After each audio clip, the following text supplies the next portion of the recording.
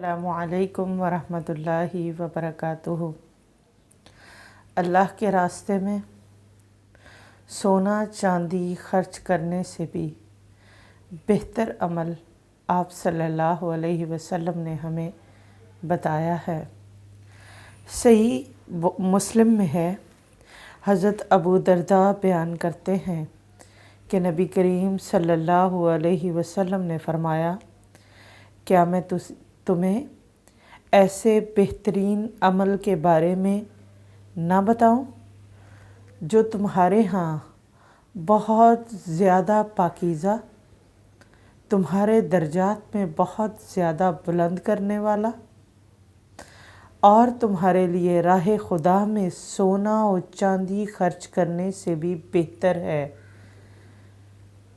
اور اس سے بھی بہتر کہ تم دشمن سے ملو اور تم ان کی گردنیں اڑاؤ اور وہ تمہاری گردنیں اڑائیں۔